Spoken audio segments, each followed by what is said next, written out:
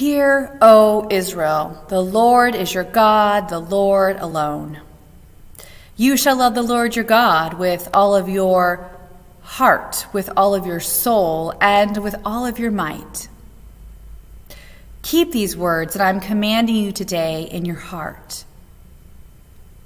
Recite them to your children and talk about them when you are at home and when you are away, when you lie down and when you rise.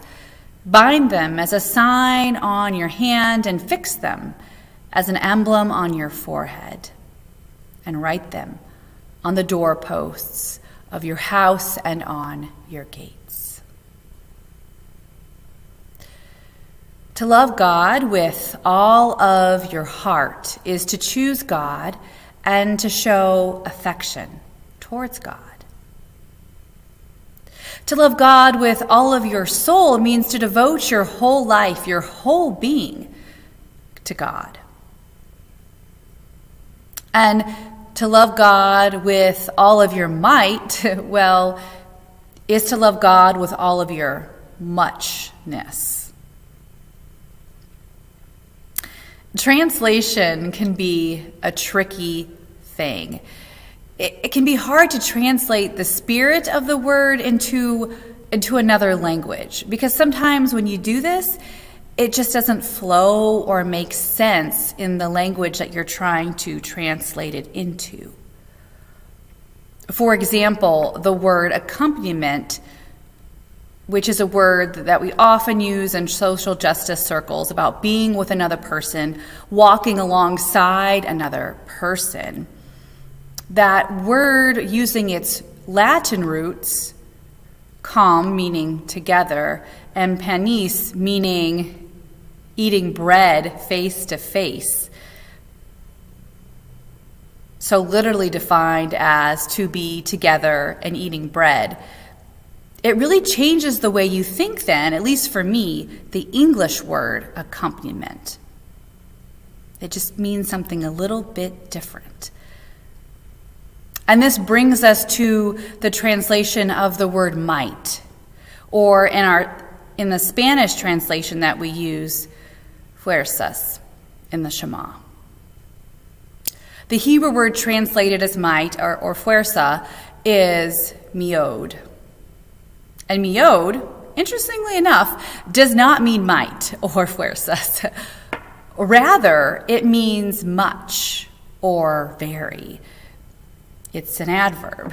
That is to say that it's used to intensify the meaning of another word.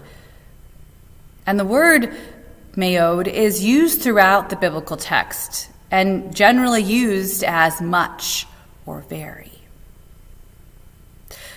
So saying that you are to love God with all of your muchness doesn't quite work in the English language. So then what are we to make of this line in the Shema? To love the Lord with all of your muchness. What were the Hebrew writers trying to get across? What is God saying? To love God with all of your might is to love God with all of your mind and power. It is to devote everything to God. You live for God. You live for God's love. You live for God's justice. You live for God's peace. You live for God's shalom. You do not live for yourself, but you live for God. To live for God can be difficult to comprehend because we are told that we are to live for ourselves. We are to live in a way that most benefits us. And quite frankly, that is the American way. You do you. Just do it. Obey your thirst. But this is not God's way. When we decide to follow Jesus, we are to live our life for God. As the Lord's Prayer goes, it's not my will, but yours. So to love God with all of our might is to love God with all of our mind and power. Thinking a little bit about the context to which this Shema takes place, we have God speaking through Moses to the people who were just freed from slavery. They had left Egypt. They were in the wilderness. They were free. And yet, for them to be the people, to be God's people, it required them to live first and foremost for God, to choose God's way above or over everything and anything else. And this is hard because, like I said earlier, it's easier to do just what is best for us and those we love. However, this kind of living, this kind of individualism is what leads to systems of oppression. It leads to racism, to sexism, to poverty, to hate, to dehumanization.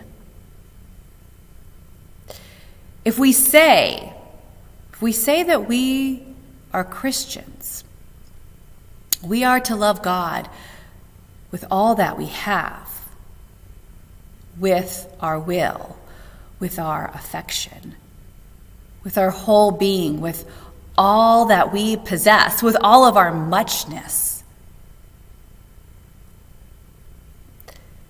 Hear, O Israel, the Lord is our God, the Lord alone. You shall love the Lord with all of your heart, with all of your soul, and with all of your might. Keep these words that I'm commanding you today in your heart. Recite them to your children and talk about them when you are at home and when you are away, when you lie down and when you rise. Bind them as a sign on your hand. Fix them as an emblem on your forehead, and write them on the doorposts of your house and on your gate.